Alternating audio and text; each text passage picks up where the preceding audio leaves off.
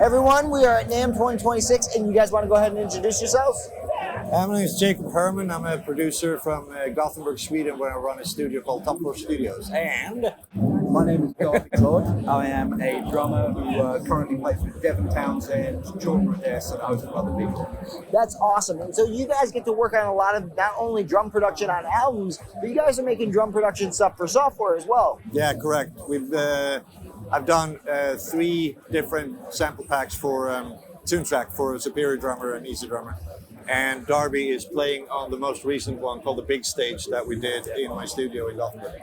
That's very, very cool. So when you guys sit down to go after something like your latest drum pack, what's the decision-making process look like? You guys sit down and pick out a kit together, or is this something that you're bringing to the table where you think, I think this would be cool? Or? It's more like, it's been the same, like, you try to find a vision before you make the decisions, because in my mind, if you make decisions, you have to know where you're going. You can't just like do shit and see what happens. You can, but it won't lead you to where you want to be. Absolutely. You have to make like that goal, and then every decision along the way has to be a conscious decision about what's going to happen.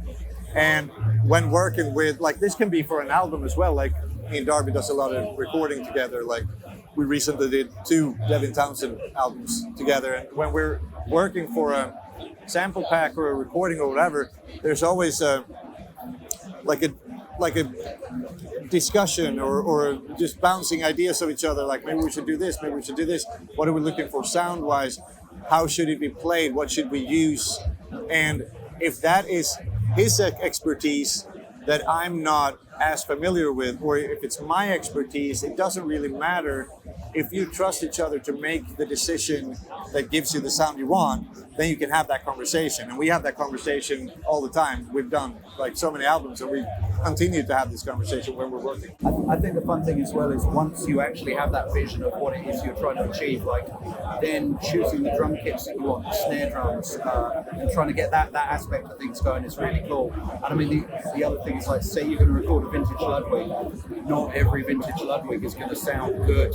Some of them sound amazing, some of them are just broken out of the factory, which can add the character that you want, but it's about choosing the right stuff as well, and stuff that is going to sound good under the mics. No, and I think you're absolutely correct about that.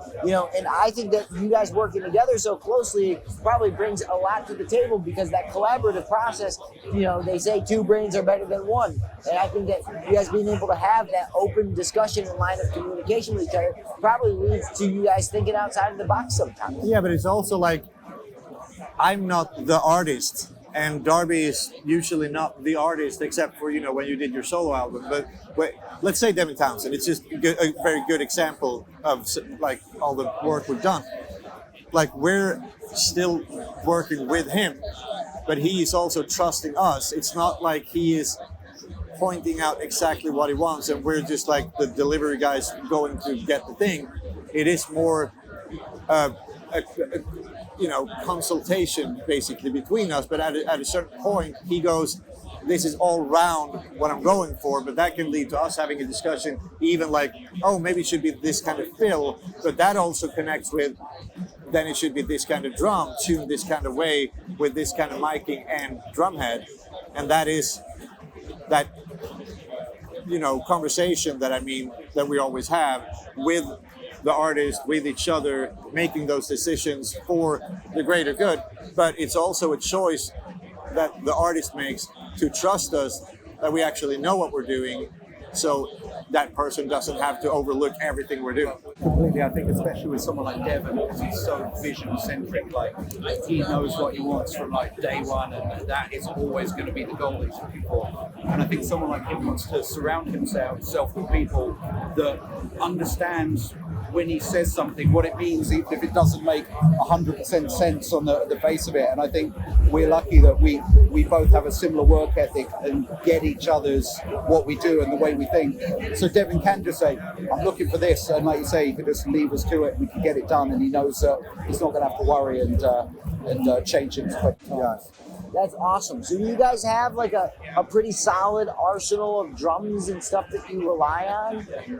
Yeah, I mean, Darby has a smaller drum studio in London, UK, and still has an array of stuff. Dude, I have like 15 drum kits and about 30 snare drums. It's like my garage is full, and the worst thing is I've thought a lot about this recently, and while it's cool to have 30 snare drums, I've worked out realistically as a session drummer to get any job done, I think I need 5. What are like I would want a really good metal snare drum for me, the old classic Pearl Free floater from like back in the day, one of the most That's why I have 4 of those. Yep.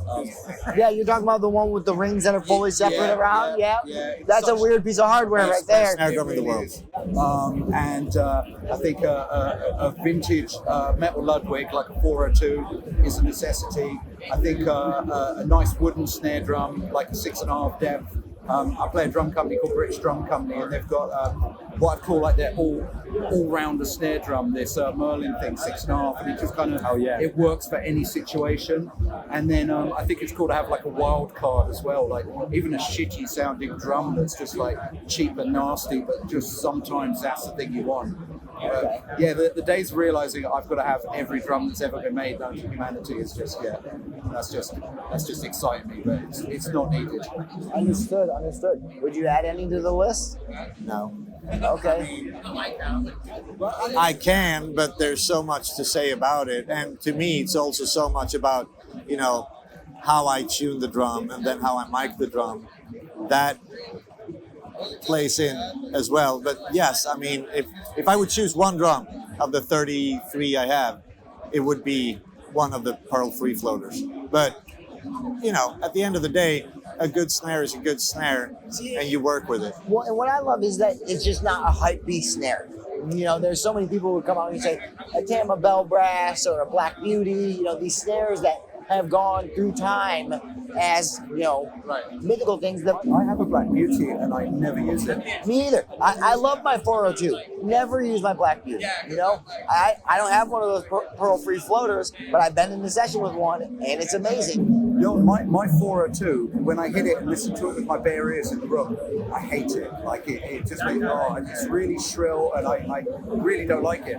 But for some reason, under microphones, that thing just sounds killer. And in fact, I was in Rack Studios in London years ago, and this band I really liked called Soul Wax, and we were recording there at the time. And we popped in the studio and had a look at the drum kit, and they had this old beat-up APK, like had divots out of it, and it sounded awful in the room. And then I listened to the record, and it's got vibe coming out of his ass, like it sounds so good. Okay, so right now, one set of hi-hats. I've got a pair of 15-inch sweet hats from Zildjian, which I absolutely love. They work on so much stuff. They're incredible. Okay, what are you going with? I have this Sabian hand-hammered, what are they called? Manhattan. Okay. Incredible. Okay. Like, I don't know. I just love them. They have most of the things I want. But hi-hats is the thing where, like, if I would choose, like, you're doing a session, you can have either one snare drum and 3 pair of hi-hats, or 3 snare drums and 1 pair of hi-hats. I would go with 3 pair of hi-hats, because you never know if a drummer walks in like, yeah, here's my setup, and the hi-hats don't really work for the sound, you're kind of screwed. Oh, absolutely, and they're fucking everywhere. And what I found is that your hi-hat choice is hands down going to limit how great your drum recording can be. Oh, yeah. Because if you have the wrong fucking hi-hats played the wrong way, bleeding into every microphone, you can't make a great drum recording. You can, but it gets, like, you have to make so many choices that are just based on that hi-hat. Yeah, gates and all of these things. Not just gates, but also like angles on the mics and where am I gonna cut this mic. And I wanted to use this mic, but now there's just hi-hat everywhere. Yeah. And it's really annoying. And in fact, 2 days ago, I did a masterclass at MI, 6-hour-long masterclass about drum production that I do every year. And I talked so much about, like, where I'm coming from. Like, I love plugins. I'm such a, plugin slut. But at the same time, where I'm coming from is all about moving the microphone and changing the tuning and changing the angle and whatever, more than you know, at all these schools that I go and hold masterclass for, where they put up a mic and then they go straight to the plugins, and they sit there with a plugin chain of like 10 plugins and just trying to make this tom sound good. I'm like, just move the mic or just change the tuning. Like, you're trying to fix something that is not fixable. You're just trying to put makeup on a pig. I mean, pigs are cute, but you know what I mean. Like, it's weird to me. So it's always coming back to, like, in regards to that, the hi-hat choice, that choose the right thing and see if you can get the thing work at the source before, like, oh, we'll deal with the hi-hat later. And then you sit there later like, okay, let's see which one of my fancy plugins will sort this. Yeah, but I can also sort it by doing Change the hi-hats. Yep, done. I think it's also as well, like, as a drummer, we have like parts of our instrument that we love, and we're like, this is my favorite hi-hat, this is my favorite crash cymbal, and we do that. And I've kind of learned that sometimes I don't know the correct choice for the situation. Like when I was on tour with Devin Townsend, Chris Edridge, our sound man, he would yell at me like, dude, just get another pair of hi-hats, they're just like too loud, they're in everything, or that crash cymbal's too bright, can we like stick gaffer tape on it and chill it out a little bit? So it's kind of there's a bit, we don't think about these things, we just go, set hi-hats to hi-hat, crash it, you hit it, it sounds loud, but I've learned, I've been shouted at enough to try and think a bit more about what I choose before I hit the road. Absolutely. And you know, really, when you think of the drums as an instrument, it's not just the drums. The cymbals are just as important. even more, because they are, I mean, in a recording, in a mixed recording, the shells are so loud and the cymbals are so low compared to what it really sounds like.